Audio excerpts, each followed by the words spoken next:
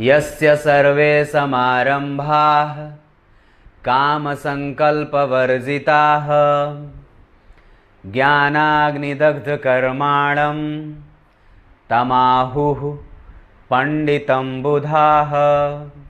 प्रिय दर्शकों नमस्कार, एक बार फिर से उपस्थित हूँ आप सबके सामने मंगलवार के कार्यक्रम में बुध और शुक्र से संबंधित एक अनोखी और अद्भुत बात लेकर के, जो प्रायः कई कुंडलियों में आसानी से देखने को मिल जाती है बात। कार्यक्रम के आरंभ में मैं बोलेगा श्लोक का अर्थ बताऊंगा, पर कार्यक्रम के आरंभ में एक बात और बता दूं जो थोड़ी अजीब है। आज सुबह मेरे पास फोन आया था एप्लीकेशन वालों का। उन्होंने बात कही, पंडित जी आप तो ढिढोरा पीट दिए मेरे कहने पे कि 18 तारीख को शाम में एप्लीकेशन मिल जाएगा। पर अब वो भी शर्मिंदा थे और मुझे भी कर रहे हैं। मुझे तो नहीं है कोई बात, पर उनके कहने पे उन्होंने मुझे बात कही है कि परसों दिन शायद मिल जाए। अब ये बात मुझे भी कहने में बड़ा संकोच हो रहा है, पर वो लोग ये ऐसा कुछ बोल रहे थे कि गूगल वालों का कोई बात है जो कि पेमेंट नहीं ले रहे हैं, या पता नहीं वो उसमें एरर, सर्वर एरर, पता नहीं क्या बोल रहे थे कुछ, तो ऐसा हो रहा है। कोई बात नहीं, आप लोग बुधवार को देख लेना।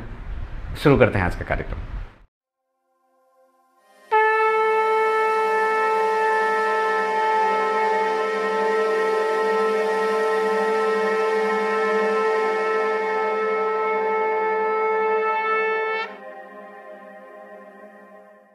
आइए अब आपको सीधे विषय पे लेके आता हूं। बात सिर्फ इतनी सी है, पर यह बड़ी गूढ़ और गंभीर भी है। इसे छोटा ना समझना, और बहुत ही आसानी से समझने वाली बात भी है।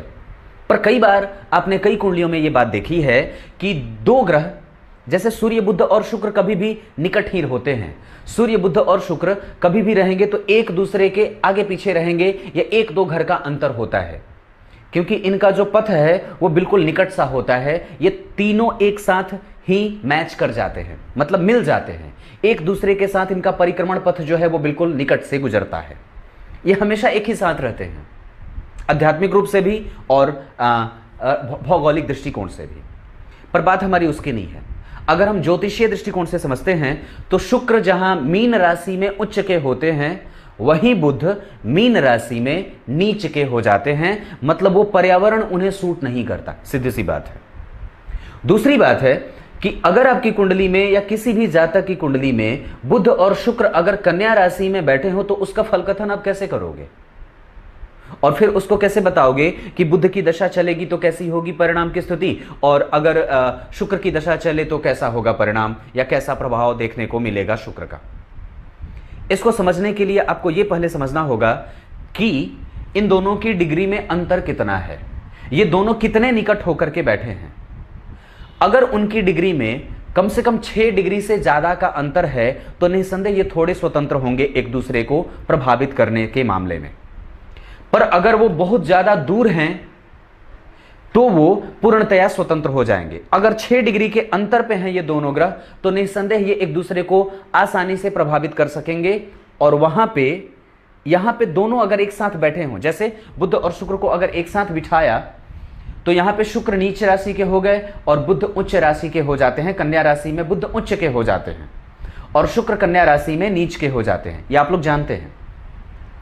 पर फल कथन करने में सबसे पहले इनके अंशों को देख लेना जरूरी है, और उसके बाद यहां पे शुक्र का नीच भंग होगा, और शुक्र का नीच भंग होने के साथ साथ ये बुध का नीच भंग करेंगे। जो बुध शुक्र का जो नीच भंग करेंगे, वहीं पे बुध का उच्च भंग भी हो जाता है, और अब वो अपनी दशा अंतरदशा में अपना प्रभाव शुक्र को भेज देता है। उसका भंग हो जाना उच्चत्व का, शुक्र के नीच भंग। अब शुक्र उच्च के हुए थे तो उनका उच्च भंग हुआ, क्योंकि एक निगेटिव और एक नीच का ग्रह वहीं बैठ गया।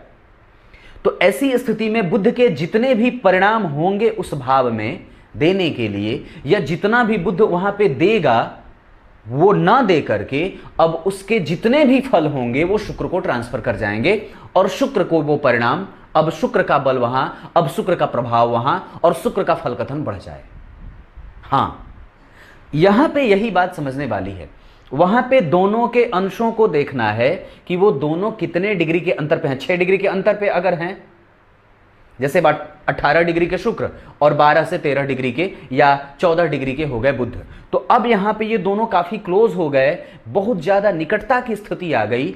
तो अब वहां पे बुध और शुक्र, जिसमें से बुध का उच्चत्व तीव्रता से भंग होगा।